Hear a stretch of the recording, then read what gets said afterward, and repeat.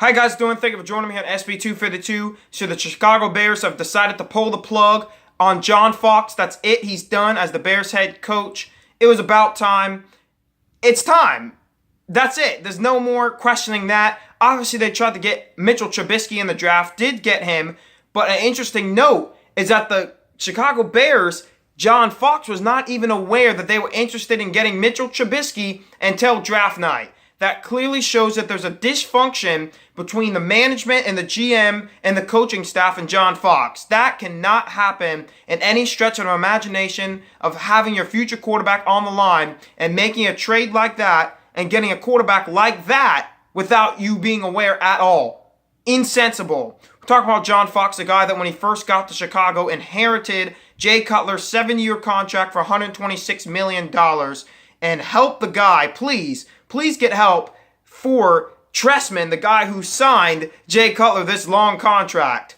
That was a bad move by him, but that's what John Fox was stuck with to begin with. Never thought he should have taken the job with Jay Cutler as the quarterback, but he did. And in his first year, they went 6-10, and everyone was praising Adam Gase, the offensive coordinator, because Jay Cutler had better stats and better offensive numbers than he had ever had in his career. So much so that it merited Adam Gase to get a head coaching job with the Miami Dolphins. But so far this year, for the Chicago Bears, as I said, they went 5-11. Some questionable coaching calls by John Fox, most notably, at the end of the game against the San Francisco 49ers, he allowed the Niners to get a touchdown instead of a field goal, and that left almost no time on the clock left for the Bears to have a game-winning drive and combat the points that the Niners put on the board. Therefore, they lost the game.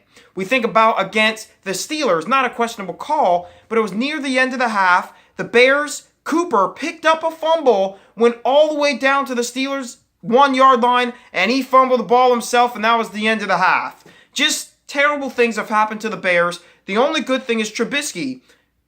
Up and down season, mediocrity. 7 touchdowns, 7 interceptions. You think about that's the epitome of mediocrity.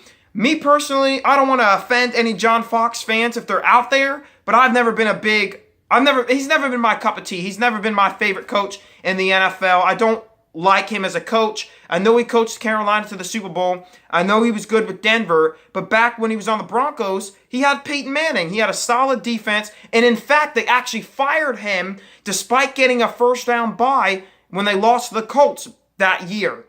It really showed that the Broncos thought as if they could can him and do good without him. Well, the next year they won the Super Bowl, so he clearly was the guy holding him back.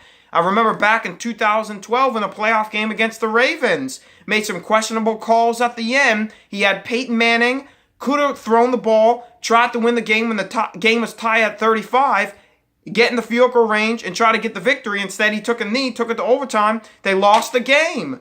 John Fox, gotta do better than that. I know you inherited Jay Cutler. That's bad, but at the same time, the Bears, despite having Trubisky, decide to pull the plug on John Fox. Don't decide to be patient with him. I think they've been patient enough.